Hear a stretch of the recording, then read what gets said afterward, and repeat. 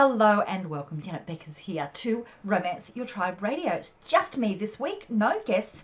And today I'm going to walk you through how to make the decision on when you are using social media, what brand should you be doing? How do you know when you should be using your own brand, your personal name? How do you know when you should be using your business branding? And should you be using both? Or should be using one or the other exclusively? So that's what we're going to be walking through today, and I'm going to help you to have a few questions that you need to ask yourself so that you can make the decision for yourself. Now, why this topic and why this week? Well, this week in our private group that we have for my Attract Your Tribe Accelerator clients. So these are my VIPs. Every single week we get together on a video huddle. Everybody is working through the training material that I have created that takes you step by step to really get your business online so that you're really making the impact that you want to do. But you're attracting the right people to you. Now, you know, it was one of these questions that was asked in our Facebook group, and then it's also expanded over into our weekly huddles. And the question was this: Janet, with the big rebrand that you've been doing, and if you're new to me, for the last year or so, I have been totally changing my brand, simplifying. Wonderful Web Women no longer exists. Cool Cats Video Marketing Academy will no longer exist, and everything has been consolidated underneath my Romance Your Tribe model. Now, as doing that, there were lots of things that I changed and lots of decisions to make.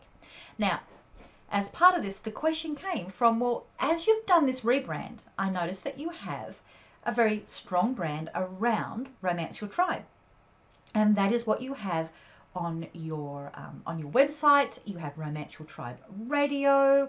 Everything is Romance Your Tribe branded, so that is very, very clear.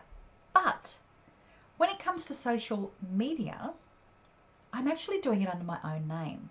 I don't have a Romance Your Tribe Facebook page or a Romance Your Tribe Instagram. Why is that? And why did I make that decision, and what is right for you? So that's why this came about. This was the discussion that we had in the group, asking how I made that decision. So let me walk through with you, how do you know what is the right decision for you and your business? So I'll explain to you why I made this decision, and then we'll go over the questions you need to ask yourself. So for me, the reason I branded Romance Your Tribe was that is my signature system. So when I became super clear that Wonderful Web Women, which was a beautiful, beautiful business that, you know, it launched my career, my branding, my impact online. Loved it. But it was very much about female role models, and it was a membership site for that. It evolved out of that, so it was time for me to change, because I was no longer actually offering what its core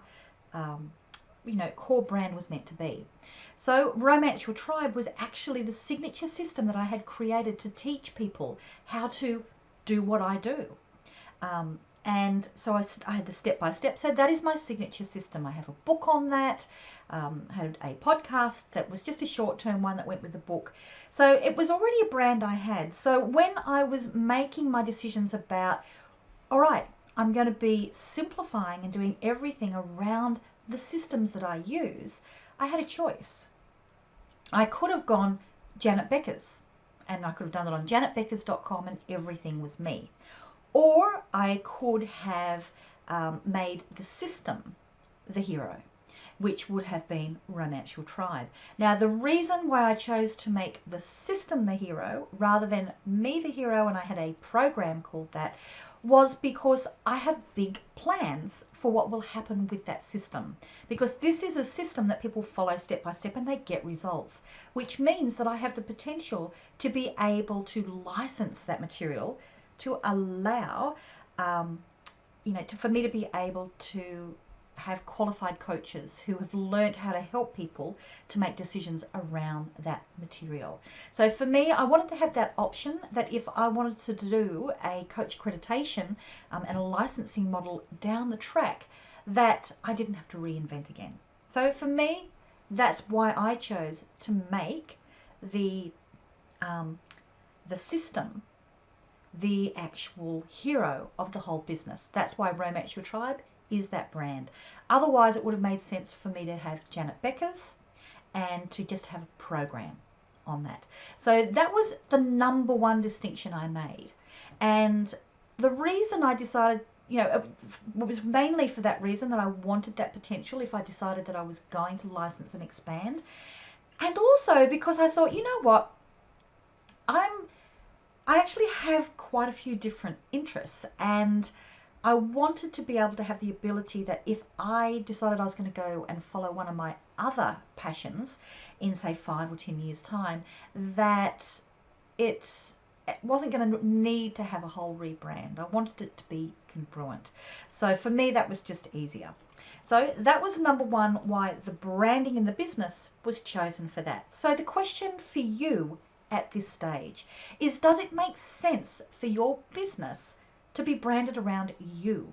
Is it all around your opinions, your systems, your approach? Is what is delivered very much around you? Are you going to be the main person delivering things? So if so, it may make sense for your name to be the personal brand, and just go with it. There are some wonderful examples that you can see everywhere where people are just going under their name, and then they may have programs that have a specific title. You might decide to do that, or you might decide, you know what, I actually want to keep it pretty separate. I want to have the business under this brand name. It's something that I think will be able to sell even if I'm not being sold with it. Or I want to keep it completely separate, or I've got, it's going to be something that where I'm bringing in other staff, and that makes sense for me. So that's one of those decisions to make, and it's really going to be up to you about what you're envisaging that you're going to be, that you're going to be doing. So that's that number one, the business brand. So once we've got that, then you can make the decision of, okay, does it make sense for me to bring that business brand over into social media? Now, I could have done that and it would have been perfectly congruent for me to do that. But here is the reason why I didn't do that. Because, you know what, I'm a little bit opinionated on some things, and I tend to, just keep them very focused on what they are around the business. What I do share on social media is just really around those things. But I thought, you know what, I want to be able to have the freedom when they're, down the track, if there are things that I really want to speak out about that aren't necessarily just associated with the brand, I want to be able to have a platform that I can do that, and it's not necessarily going to be confusing for people, that they'll be following me rather than following the company. So either way would have worked perfectly. Either way would have been fine.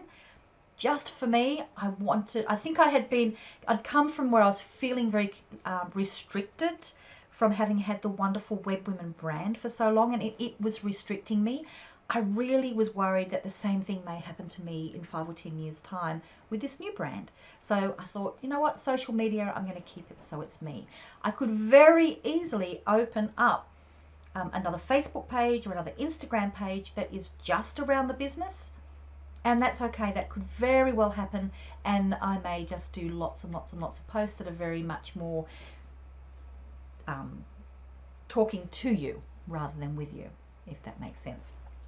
So either would work. So in that case, neither is going to be wrong. For me, though, I just really wanted to have I was feeling restricted when I set this up from my old brand, and I didn't want to feel restricted. I was feeling a little bit rebellious. I just wanted to have my own voice. So I thought, that's where I will do it. Social media will be very much my own voice.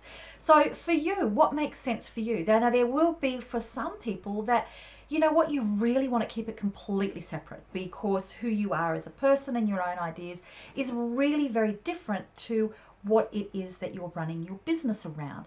Now, this is especially if you've got a service-based profession rather than, say, coaching or consulting. If it's a service-based, you may be in the health field, you may be in the financial services field, you could be, so many different fields where it doesn't really make sense that it's going to be around you, because it's going to be maybe other people who are also providing services through what you do. In that case, it's really, really sensible for you to just keep them completely separate. where you will have your business, you're going to have your social media, your pages, is definitely ones around the business, and then you can choose to just have your own personal ones where you're just really communicating with friends. So that's a reason why I would really advise you to have your social media as you've got your business separate under that brand, and just you through just your personal profiles having relationships with people. If the person who's having the main relationships through the business is you, and that's very much if you're a coach or a consultant, it makes really good sense for you to do it underneath your own name, especially if you're wanting to be a person that is, say, a podcast guest, is going to be doing speaking gigs. You may want to really build up your own profile as the professional who is, one of the things that you talk about is to do with your business, but you may have other things that you're also building up a profile on. So in that case, you may go underneath your own name. See what feels right for you. Now, you'll notice I have a Facebook page, which is my business page, and I've called that Janet Beckers Author, because I didn't want people to get confused about, on Facebook, you've got your personal profile, which you will all have, and then you've got your business ones. So now let's have a look at how you set some of this up. So just to recap very briefly there, if you're in a service-based profession where it's very much around the business that you are creating and you've got other people coming in, then definitely your branding around social media, it makes really good sense for you to have business pages, Instagram pages, profiles that are around your business. And then you can also just have your personal ones, which is more for just using it as a social media consumer. If you are the person that is the face and the main people to communicate with, and you want to build up your personal brand as a speaker, author, then I think it's quite a good idea for you to do it underneath your own name. But just so you know, both work, okay? So it's always also going to come down to what feels right for you. Now, how do you set this up?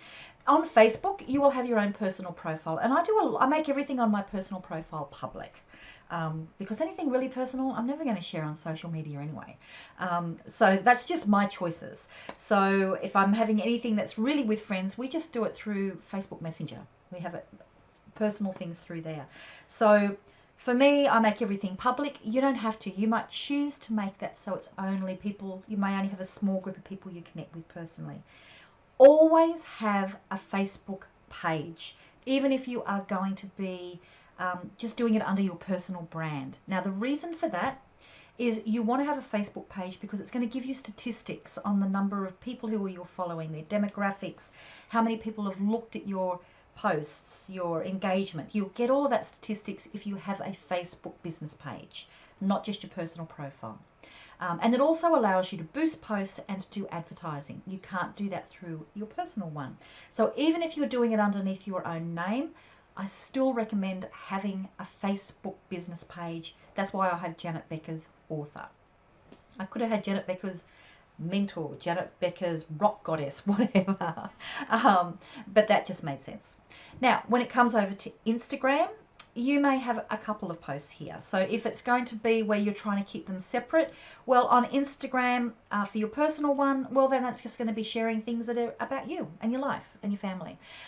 If you're got one that you've got a business, a service business, and you're choosing to do it under your brand, then have that definitely as a business Instagram account. And the reason for that is, again, you get statistics, you get to see what's happening. Once you get to 10,000 members, there's extra things that get, or followers, you get extra things that are features that you wouldn't get otherwise, and it allows you to do advertising. So always go for the business option, even if you're going under your name. I only have the one Instagram account. It's under my name, but it's a business account.